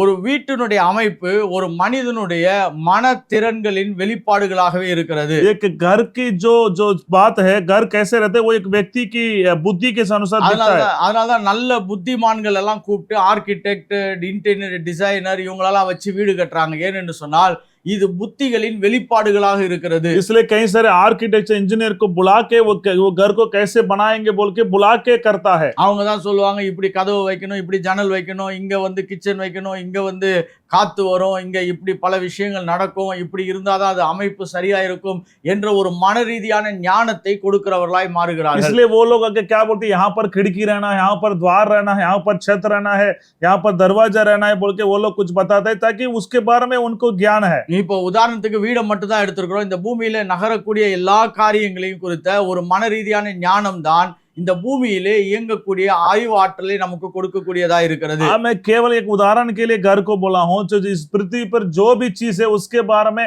आपको बुद्धि रहेंगे तभी आप उस दुनिया के ऊपर मानसिक बुद्धि को बढ़ा सकते हो. ஏன் இதை மறுபடியும் ஞாபகப்படுத்த விரும்புறேன்னா, ஆவிக்குரிய ஞானம் ஆரம்பமாய் இருக்கிறது. ஆனால் போக போக நம்மளுக்கு अनेक காரியங்கள் வேதத்திலே நமக்கு அறிவுரைப்படுத்தப்பட்டிருக்கிறது. जो आत्मा की बुद्धि है वो एक शुरुआत है, उसके बाद पवित्र शास्त्र में और भी बुद्धि लिखा है. இங்க நீதிமொழிகள் 6ஆம் அதிகாரம் 6ஆம் வசனத்தை வாசிப்பீங்கன்னா எலும்பினிடத்துல போய் கற்றுக்கொள் என்று சொல்லப்படுகிறது. नीति वचन 6 अध्याय में 6 वचन को पढ़ेंगे तो चिड़िया से जाके आप देखो, उसके बाद जाके सीख जाओ बोल के लिखा है. ஒரு நாள் நம்ம நிச்சயமாய் ஏன் வேதத்துல अनेक மிருகங்களை குறித்து பேசப்படுகிறது, அந்த மிருகத்திட்ட போய் நம்ம என்ன கத்துக்க வேண்டும் என்ற விரிவாக்கத்தை வேதாகமம் எப்படி சொல்லுகிறது என்பதை குறித்து கூட நம்ம படிக்க ஆரம்பிக்கலாம். एक दिन पवित्र शास्त्र में कितना जानवर के बारे में, चिड़िया के बारे में लिखा है, उसके बारे में भी हम लोग एक बार हम लोग ध्यान करेंगे. இந்த ஞானத்தை எறும்பிடத்துல போய் கற்றுக்கொள்ளுங்கன்னா அது ஏதோ ஒரு ஞானத்தை வைத்து தேவன் அதை படைத்திருக்கிறார், அந்த ஞானத்தை போய் கற்றுக்கொள்ளுங்கள் என்று சொல்லி நமக்கு காண்பிக்கப்படுகிறது. चिड़ियों के पास जाके बुद्धिमान बुद्धि को सीखो बोल के परमेश्वर कह रहा है, मतलब उसके अंदर भी परमेश्वर कुछ बुद्धि को रखा है. இதுலதான் பாருங்க, the wisdom by observation என்று சொல்லுகிறோம். அப்படி என்றால் ஒன்றை சரியாக உற்று பார்ப்பதினால் வரக்கூடிய ஞானம். जो एक चीजों के ऊपर आप ध्यान देने से आपको बुद्धि मिलता है. அதனாலதான் நிறைய ரிசர்ச் இன்ஸ்டிடியூஷன் இப்படிலாம் நம்ம நிறைய பூமியில உருவாக்கி வச்சிருக்காங்க. அப்படி என்றால் ஒன்றை துல்லியமாக கவனமாக பார்த்து கொண்டிருக்கிறார்கள், அதை படிக்கிறார்கள், அதன் அடிப்படையிலே காரியங்களை நகர்த்துகிறவர்களாய் மாறுகிறார்கள். कुछ चीजों को अच्छे से ध्यान से वो लोग पढ़ते हैं, रिसर्च करते हैं, उसी को ही वो लोग पढ़ते हैं, उसके बारे में उसको बुद्धि मिलता है. இது மன ரீதியான ஞானம். ये जो मानसिक बुद्धि है. நான் ஒன்றை தான் கிறிஸ்தவர்களுக்கு ஞாபகப்படுத்த விரும்புகிறேன். நமக்கு ஆவிக்குரிய ஞானம் ஆரம்பமாய் இருக்கிறது, அத்தியாவசியமாய் இருக்கிறது, முதன்மையாய் இருக்கிறது. ஆனால் அதிலே மட்டும் ஞானம் நின்று விடவில்லை, அது தொடர்ந்து இன்னும் பல பகுதிகளாக ஞானம் வெளிப்படக்கூடியவைகளாய் இருக்கிறது. मसीह लोगों को मैं यही बात कहना चाहता हूं कि आत्माई की बुद्धि शुरुआत है, आत्माई की बुद्धि आरंभ है, आत्माई की बुद्धि पहला स्थान है. उतना काफी नहीं है, उससे और भी है, मानसिक बुद्धि भी है. அடுத்த ஞானத்தை குறித்து நான் சொல்ல விரும்புகிறேன் பாருங்க, நன்னெறி ஞானம் என்று சொல்லுகிறோம். the moral wisdom என்று சொல்லப்படுகிறது. நெறிமுறை ஞானம். ஓகே. நாத்திக் புத்திமத்தா. தமிழ்ல நெறிமுறை ஞானம் அப்படி என்றால் ஒரு மனிதன் சரியானபடி எப்படி வாழ வேண்டும் அப்படி என்றால் ரைட் ஃப்ரம் ராங் அப்படின்றத அவன் டிஸ்டிங்விஷ் பண்ணி வாழ வேண்டியதா இருக்கிறது. एक व्यक्ति कैसे जीना है उसके बारे में उसको जानकारी चाहिए, उसी को ही बोलते हैं कि மாரல் விஸ்டம் என்று சொல்லுகிறோம். நைதிக் நெறிமுறை புத்தி. ஞானம். நெறிமுறை அப்படின்னா இது தவறு இது சரி, இப்படிதான் என் மனசாட்சியின் அடிப்படையிலே நான் நகர விரும்புகிறேன் என்று முடிவெடுக்கிறான் பாருங்க, அது ஒரு பெரிய ஞானம். मैं ऐसे ही मेरे विवेक मन के अनुसार मैं चलाना चाहता हूं बोलता है ना, वही नैतिक बुद्धि. நான் தமிழ்ல இப்படி சொல்ல விரும்புகிறேன், ஒரு நிலையான மனசாட்சியுடன் நன்மை தீமையை பிரித்து பார்க்கக்கூடிய திறன் என்று சொல்லலாம். एक अच्छे विवेक मन के साथ बुरे और भलाई को फर्क के देखने का एक ज्ञान है. தமிழ்ல இன்னொரு முறை சொல்லுகிறேன், ஒரு நிலையான மனசாட்சியுடன் நன்மை தீமையை பகுத்தறியும் திறன் என்று சொல்லலாம். एक अच्छे मतलब एक अच्छे विवेक मन के साथ ये भलाई बुराई को फरकने का एक ज्ञान है. நீங்க ஆங்கிலத்துல ஃபாலோ பண்றவங்களா இருந்தா இதை எழுதிக்கோங்க. the ability to discern the right from wrong with steady consciousness. தவறையும் சரியையும் ஒரு நல்ல மனசாட்சியுடன் பிரித்து பார்க்கக்கூடியதுதான் மாரல் விஸ்டம் என்று சொல்லலாம். जो गलत और बुराई को अच्छे से फर्क के देके ये करना है नहीं करना है बोलते वही नैतिक बुद्धि. இங்க நீதிமொழிகள் 14ஆம் அதிகாரம் 16ஆம் வசனத்தை வாசிக்கலாம் பாருங்க. நீதிமொழிகள் 14ஆம் அதிகாரம் 16ஆம் வசனம். नीति वचन 14 अध्याय 16 वचन को हम पढ़ेंगे. இங்க ஞானமுள்ளவன் பயந்து தீமைக்கு விலகுகிறான். बुद्धिमान डराकर बुराई से हटा है. மதியினனோ மூர்க்கம் கொண்டு துணிகரமாய் இருக்கிறான். तो परंतु मूर्ख तेहित के होकर निदार रहता है. இப்ப ஞானமுள்ளவன் பயந்து தீமைக்கு விலகுகிறான் அப்படி என்றால் இவன் பயந்தாங்கொலின்னு அல்ல, இது தவறு என்பதை கண்டுபிடித்து அதிலிருந்து விலகுகிறவனாய் இருக்கிறான். बुद्धिमान डराकर बुराई से हटाता है, उसका मतलब वो डरपोक नहीं है, वो ये हमको जरूरी नहीं है बुराई है बोल के वो अपने आप को हटाता है. இந்த உலகம் பாருங்க, ஒருத்தன் தைரியமா ஏதாவது செய்துட்டா அவன் ரொம்ப கரெக்ட்னு நினைக்குது. இல்ல, தைரியமா செய்யறதல்ல, நெறிமுறைகளின் அடிப்படையிலே வேதாகமத்தின் கோட்பாடுகளை சரியாய் கண்டுபிடித்து தன்னுடைய மனசாட்சியை சுத்த மனசாட்சியின் அடிப்படையிலே இது சரி இது தவறு என்று சொல்லி செயல்படுகிறான் பாருங்க, அவன் நீதியுள்ள ஞானத்தை நிறைவேற்றுகிறவனாய் இருக்கிறான். इस दुनिया वाला क्या करता है, हिम्मत के साथ जो भी काम करता है उसको बोलते हैं ये बड़े व्यक्ति है. ऐसे नहीं है, जो अच्छे विवेक मन के साथ ये गलत है ये बुरा है उसको फर्क देके जो बुराई से डर के हटाता है वही बुद्धिमान वही नैतिक बुद्धि है. இதுதான் சொல்ற பாருங்க, நீதியுள்ள நடவடிக்கை என்று சொல்லுகிறோம், ரைச்சியஸ் கான்டக்ட். ये धार्मिकता की चाल चलन है. பாருங்க, சில வேளை பூமியில மனிதர்கள் இந்த தெய்வீக ஞானத்தை ரொம்ப பெருசா பார்க்க மாட்டாங்க.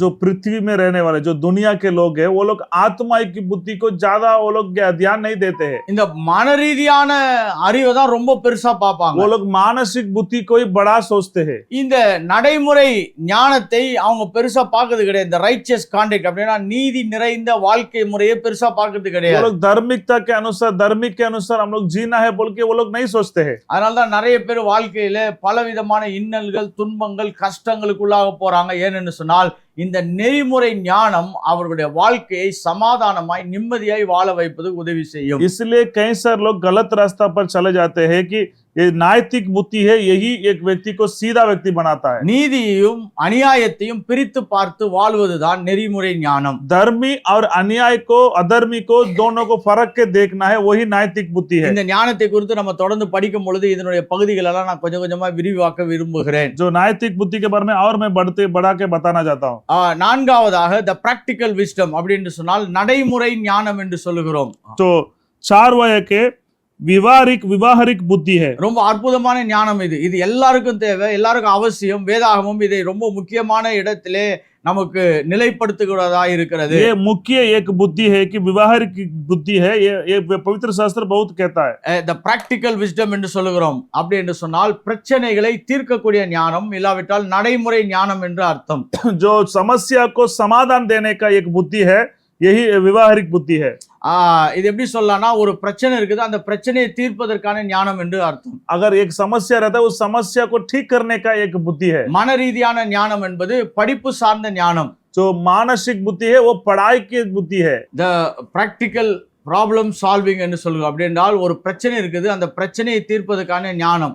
जो व्यवहारिक बुद्धि है एक समस्या है, उस समस्या को ठीक करने का एक बुद्धि है। இந்த இடத்துல தான் வேதாகமத்திலே நம்ம எபிரேய ரகமான ஞானத்துக்கும் கிரேக்க ரகமான ஞானத்துக்கும் ஒரு வித்தியாசத்தை பார்க்கிறோம். तो यहाँ पर ही हम लोग इब्रानी की एक बुद्धि और यूनानी की बुद्धि के बारे में हम लोग देख सकते हैं। எபிரேய கான்செப்ட், எபிரேய கலாச்சாரத்தின் அடிப்படையில் ஞானம் என்பது சக்வாம் அப்படின்ற ஒரு வார்த்தை பயன்படுத்தப்படுகிறது. इब्रानी की जो ज्ञान के बुद्धि के अनुसार बोलेंगे तो जफान बोल के बोलते हैं। அது வார்த்தை என்னவென்று சொன்னால் இது ஒரு பிரச்சனை, இந்த பிரச்சனையை தீர்ப்பதற்கான வெளிப்பாடுகள் ஞானம் என்று சொல்லுகிறோம். जो ये बड़ी समस्या है, इस समस्या को ठीक करने का एक बुद्धि है।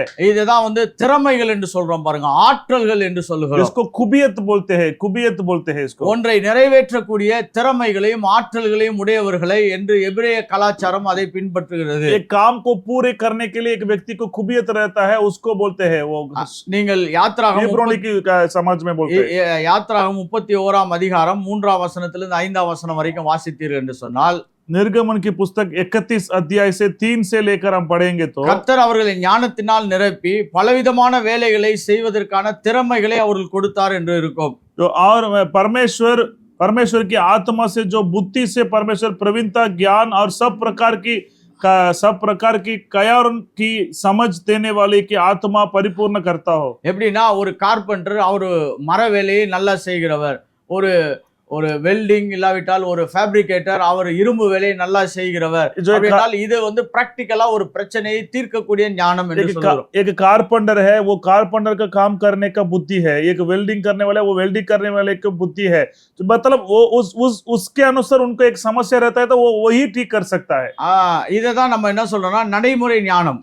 இது வந்து எபிரேய கலாச்சாரம் இப்படிப்பட்ட ஞானத்தை வலியுறுத்துகிறது, அதை மேன்மைப்படுத்துகிறது. जो व्यवहारिक बुद्धि है, जो इब्रानी की जो समाज में, संसार में वो क्या बोलते हैं, वो लोग यही बुद्धि को वो लोग बड़ा बोलते हैं। ஆனா இந்த கிரேக்க ரகமான ஞானம் என்னவென்று சொன்னால் தத்துவ ஞானங்களை மேன்மைப்படுத்தும். जो यूनानी की जो बुद्धि है वो लोग दूसरे बातों को बोलते हैं। அது கிரேக்கத்துல பாத்தீங்கன்னா சோஃபியான்னு சொல்லுவோம். the wisdom அப்படி என்றால் the love for wisdom, ஞானத்துக்கான பாசம் என்று கூட சொல்லலாம் பாருங்க. இவங்க என்னன்னா அந்த எப்பயுமே வந்து எப்படி சொல்லலாம்னா நடைமுறையை விட்டுட்டு அவர்கள் சிந்திக்கக்கூடியதையே அவர்கள் நேசிக்கக்கூடியவர்களாய் இருப்பார்கள். जो यूनानी की जो बुद्धि है वो लोग जो सोचने वाली बातों को ही वो लोग करते हैं। இப்ப இந்த philosophers அப்படின்னு சொன்னால் தத்துவ ஞானங்கள் என்று சொல்றோம் பாருங்க, அதை தான் கிரேக்கம் ஞானம் என்று சொல்லுகிறது. जो दर्शन की बुद्धि है उसी को यूनानी वाला बोलते हैं, ये बुद्धि बोलते हैं। ஆனா எபிரேய ஞானம் காரியங்களை பிரச்சனைகளை தீர்க்கக்கூடியதை குறித்து பேசுகிறது. जो इब्रानी की जो बुद्धि है वो जो समस्या को ठीक करने का बुद्धि को बड़ा बोलता है। ஒரு சில வேளைகள்ல பாத்தீங்கன்னா இந்த பேச்சு திறமையினால இல்லாவிட்டால் தத்துவ ஞானங்களினால பேசுவதை பார்க்கும் பொழுது ரொம்ப ஞானம் மாறி இருக்கும், ஆனா செயல்ல ஒன்றும் நிறைவேறாததா இருக்கும்.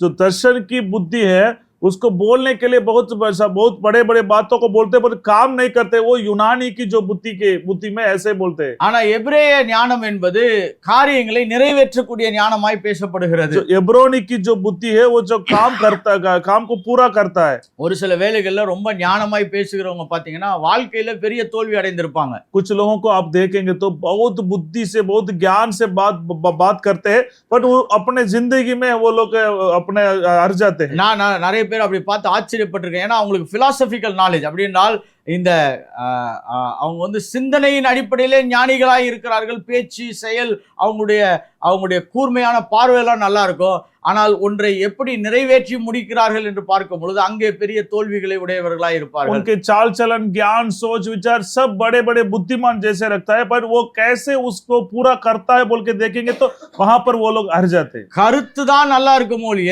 காரியம் ஒன்றும் இருக்காது. वो लोग अच्छे मीठे बात बोलते हैं तो काम तो नहीं होता है। இது நிறைய கிறிஸ்தவங்க மத்தியிலும் பெரிய பிரச்சனை. பேசும் பொழுது பாத்தீங்கன்னா பெரிய ஞான நம்ம தமிழ்ல சொல்லுவோம் ஞான களஞ்சியம் மாதிரி இருப்பாங்க, ஆனா செயல்கள்ல பாத்தீங்கன்னா ஒன்றும் நிறைவேறாததாகவே இருக்கும். उनकी टिप्पणी, उनकी बात एकदम पहाड़ जैसे, बहुत ज्ञान वाले जैसे, बुद्धिमान जैसे बोलते हैं पर काम तो उसके अनुसार नहीं करता है। இது எப்படி இருக்குன்னா நீங்க வாழ்க்கையில் எப்படி வெற்றி பெறணும்னு ஒருத்தர் 1 hour பிரசங்கம் பண்ணுவாரு, ஆனா அவர் வெற்றி பெற்றாருன்னா என்றால் கேள்வி கேட்டீங்கன்னா அவர் இன்னும் வெற்றி பெறாதவராய் இப்போதான் முயற்சி செய்கிறவராய் இருப்பார். अगर इसको मैं आप अच्छे से बोलूंगा तो कुछ लोग हैं आप जिंदगी में कैसे जीतना है, कैसे एक विजयी का जिंदगी जीत सकते बोल के प्रचार करते हैं, पर उनके जिंदगी को आप जाके देखेंगे तो वो लोग अपने जीवन में वो विजय की जिंदगी को वो लोग प्राप्त नहीं करते होंगे। அதனால இந்த ரெண்டு ஞானமும் பாத்தீங்கன்னா ஒரு பெரிய சவாலான ஞானம். ஒன்று எபிரேய ரகமான ஞானம், ஒன்று கிரேக்க ரகமான ஞானம். இது ரெண்டுமே பிராக்டிக்கல் விஸ்டமா இருந்தாலும் ஆனால் காரியங்களை நிறைவேற்றுவது நம்மளுக்கு எபிரேய ஞானத்தின் அடிப்படையிலே சொல்லப்படுகிறதா இருக்கிறது. जो यूनानी की जो बुद्धि और इब्रोनी की जो बुद्धि, इस दोनों को आप देखेंगे तो जो इब्रोनी की बुद्धि है वो जो काम को पूरा करता है। கடைசியாக ஒன்றை நான் சொல்ல விரும்புகிறேன், நிர்வாக ஞானம், கவர்மெண்டல் விஸ்டம் என்று சொல்கிறோம். तो आखिरी में एक बात बोल, प्रशंसनिक बुद्धि है। இந்த 5 ரகமான ஞானத்தையும் வேதாகமும் மகிமைப்படுத்துகிறது, மேன்மைப்படுத்துகிறது, செயல்படுத்துகிறதா இருக்கிறது. जो ये 5 बुद्धि को ये पवित्र शास्त्र बढ़ाता है। ஆளுகை செய்யக்கூடிய ஞானம், प्रशासनिक बुद्धि है। நிர்வாகம் செய்யக்கூடிய ஞானம், तो प्रशासनिक बुद्धि है। எல்லாவற்றையும் ஒழுங்கும் நேர்முகமாக வைக்கக்கூடிய ஞானம். तो सब कुछ को सीधा करता है, सब कुछ अच्छे से करता है, பாருங்க, இன்னைக்கு பூமியில இது ஒரு பெரிய சவால். எதையுமே சரியாய் செய்யக்கூடிய ஞானம் இல்லாதவர்கள் கைகளிலே கொடுக்கப்படுகிற பொறுப்புகள் வீணான நிலைகளுக்கு தள்ளப்படுகிறதா இருக்கிறது. आज इस पृथ्वी में जो काम को अच्छे से नहीं करता है उनके हाथों में दे देते हैं। ऐसे बहुत सारे ऐसे बुद्धि को कमी वालों को ऐसे काम दे देते हैं। பெரிய பெரிய தொழில்கள் சரிவுகளை சந்தித்திருக்கிறது. बड़े बड़े जो व्यापार हर गया इसके द्वारा ही। நூற்றுக்கணக்கான ஆட்களை கொண்ட தொழில் நிறுவனங்கள் காணாமல் போய் இருக்கிறது. ஏனென்றால் அங்கே நிர்வகிக்கக்கூடிய ஞானம் இல்லாமல் போய்விட்டது. 100 के ऊपर बड़े बड़े काम करने व नौकरी लोगों को रखे हुए कई सारे कंपनी बंद हुआ है, ताकि वहां पर जो प्रशासनिक बुद्धि रहने वाला कोई नहीं रहता है। என்னோடு கூட நீதிமொழிகள் 8ஆம் அதிகாரம் 15ஆம் வசனத்தை வாசிக்கலாம் பாருங்க. नीति वचन 8वां अध्याय 15 वचन को हम पढ़ेंगे। ஞானம் பேசுகிறது, என்னாலே ராஜாக்கள் ஆளுகிறார்கள். 8वां अध्याय 15 वचन, मेरे ही द्वारा राजा राज्य करता है, பிரபுக்கள் நீதி சொல்லுகிறார்கள், और अधिकारी धर्म से विचार करता है। by me kings reign. அப்படி என்றால் இந்த பூமியிலே ஒரு ராஜா எப்படி நிர்வாகம் பண்ணி தேசத்தை ஆளுகிறார், அதை நிர்ணயிக்கிறார், அதை சூப்பரா பண்றார்னா ஞானத்தினால் தான் அதை செய்கிறார். इस पृथ्वी को एक राजा राज्य करता है तो एक हकीम काम करता है तो वो प्रशंसिक ज्ञान के द्वारा ही करता है। அப்ப நம்ம நல்லா ஒன்றை புரிந்துக்கலாம் பாருங்க, இந்த 5 விதமான ஞானத்தையும் வேதாகமும் நம்மளுக்கு விரிவுபடுத்தி காண்பிக்கிறது. जो 5 बुद्धि के बारे में इस पवित्र शास्त्र में बताता है। இன்றைக்கு நம்ம படிக்க ஆரம்பித்தது ஞானத்தினுடைய தார்மீக தன்மைகள், the nature of wisdom. அப்படினா ஞானம் எப்படி இருக்கிறது என்று நான் காண்பித்தேன். आज हम लोग बुद्धि कैसा है, वो कैसे कौन सी प्रकार है, उसके बारे में हम लोग आज देखे। ஞானத்தை எப்படி தொடர்ந்து போய் நாம் அதை பற்றி பிடிக்க வேண்டும் என்பதை குறித்து பேசினேன். बुद्धि को हम कैसे खोजना है, कैसे ढूंढना है बोल के मैं बताया। எப்படி ஒரு ஆண் மகன் ஒரு பெண்ணை தொடர்ந்து போய் அவன் தேடி கண்டுபிடித்து வாழ்க்கையை அமைத்துக் கொள்ள முயற்சி செய்கிறான், அப்படி ஒரு தீவிர தேடுதல் ஞானத்துக்கு நீங்கள் கொடுக்கும் பொழுதுதான் அதை கண்டடைகிறவர்களாய் மாறுகிறீர்கள். कैसे एक लड़का लड़की ने तो दुल्हा एक दुल्हीन को कैसे खोज के जाता है, वैसे हम बुद्धि को खोज के जाना है बोल के मैं बताया। அதுக்கு பின்பு வேதாகம் காண்பிக்கக்கூடிய அந்த 5 பரிமாணங்கள், ஞானத்தின் பரிமாணங்களை காண்பித்தேன். जो पवित्र शास्त्र की जो द्वारा मैं 5 प्रकार की बुद्धि के बारे में मैं आपको बताया। ஆரம்பிக்கும் பொழுதே தெய்வீக ஞானத்தில் தான் நம் வாழ்க்கையை ஆரம்பிக்க வேண்டும். शुरुआत ही हम आत्मा की बुद्धि से ही हम शुरू करना है। அதுக்கு அடுத்தது நம்மளுக்கு மன ரீதியான ஞானம், ஏதோ ஒரு காரியத்தை குறித்த நல்ல தெளிவான வெளிச்சம், அறிவு நம்மளுக்கு தேவைப்படுகிறது. उसके बाद मानसिक बुद्धि हमें जरूरी पड़ता है। இதுல நம்ம நிறைய விஷயத்தை நம்ம தொடர்ந்து படிக்க வேதாகமும் நம்மளை அழைக்கிறது. इसको लगातार हम पढ़ने के लिए पवित्र शास्त्र हमें बुलाता है। வருகிற நாட்கள்ல நம்ம இதை முடிந்த அளவு நம்ம பிரித்து விவரித்து படிக்க முயற்சி செய்வோம். इसको हम लोग आने वाले हफ्ते में एक एक बातों को अच्छे से हम लोग समझा के அடுத்தது வேதாகம் காண்பிக்கிறது நம்ம நெறிமுறையின் ஞானத்தை குறித்து பேசுகிறது. उसके बाद नैतिक बुद्धि के बारे में पवित्र शास्त्र में நிறைய बताता பேர் है। பூமிக்குரிய அறிவை சம்பாதிச்சிடறாங்க, ஆனா வாழ்க்கையை தோல்வி அடைகிறார்கள். ஏன்னா இந்த நெறிமுறை ஞானம் அவர்களுக்கு இல்லாமல் போய்விடுகிறது. कई सारे लोग मानसिक बुद्धि को कमाते हैं, वो जो नैतिक बुद्धि को नहीं करते तो हार जाते हैं। அதுக்கப்புறம் சில பேர் வாழ்க்கையிலே ஒரு சாதாரண நிலையிலே தங்கிடுறாங்க, அங்கிருந்து ஒரு மேன்மையான நிலைக்கு போக முடியவில்லை. ஏனென்றால் அவர்களால் பிரச்சனையை தீர்க்கக்கூடிய ஞானம் அவர்களுக்கு இல்லாமல் இருக்கிறது. कुछ लोग व्यवहारिक बुद्धि को नहीं पाते हैं, ताकि एक ही जगह पर वो लोग जम जाते हैं, आगे नहीं बढ़ पाते हैं। அதைதான் நடைமுறை ஞானம் என்று சொல்லுகிறோம். इसके लिए उसको ही बोलते व्यवहारिक बुद्धि। அதுக்கப்புறம் பாருங்க, ஆளுகை செய்யக்கூடியதற்கு நம்மளுக்கு நிர்வாக ஞானம் தேவைப்படுகிறது. उसके बाद राज्य करने के लिए प्रशासनिक बुद्धि की जरूरी है। எல்லா விதமான ஞானத்தையும் வேதாகமும் அங்கீகரிக்கிறது.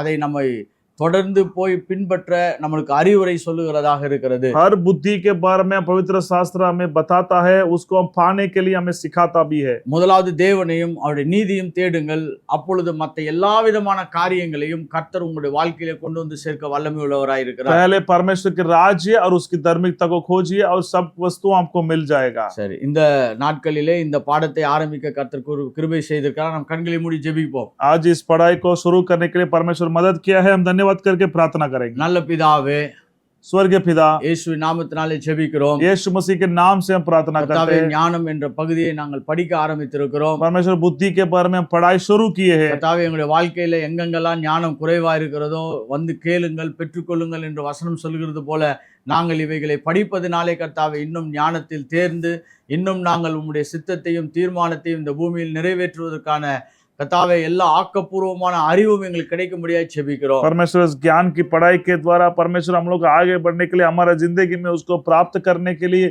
उसको खोजने के लिए परमेश्वर हमें सहायता कीजिए प्रभु।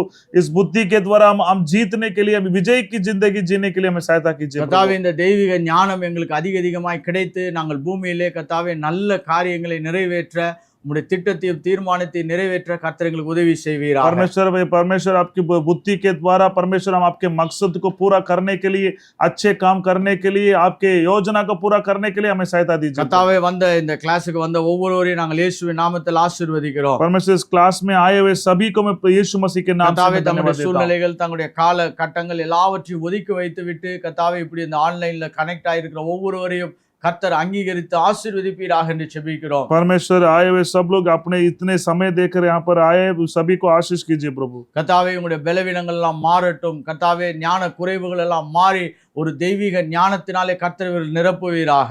परमेश्वर आपकी ज्ञान से, आपकी बुद्धि से इन सभी को भर दीजिए प्रभु। इन सभी की कमजोरी चले जाए, बांट जाए। இதெல்லாம் இன்னும் அவங்க திறமையாய் செய்து பூமியில நிறைவேற்ற வேண்டும். அதற்குரிய ஞானமும் பலனும் ஆரோக்கியம் சுகமும் கிடைக்க முடியாது ஜெபிக்கிறேன். परमेश्वर इस पृथ्वी पर जो भी ये लोग काम करना है, उसके लिए जो भी बुद्धि की जरूरी है, बल की जरूरी है, सब आप देने के लिए हम प्रार्थना करते हैं प्रभु। பெரிய மாற்றத்தை வாழ்க்கையில கண்டுபிடிக்க கர்த்தர் உதவி एक செய்வீராக. बड़े परिवर्तन को इनके जीवन में पाने के लिए आप सहायता कीजिए। இயேசுவின் மூலம் ஜெபிக்கிறோம் நல்ல பிதாவே. यीशु के नाम से मांगते हैं स्वर्गीय पिता, ஆமென். आमीन।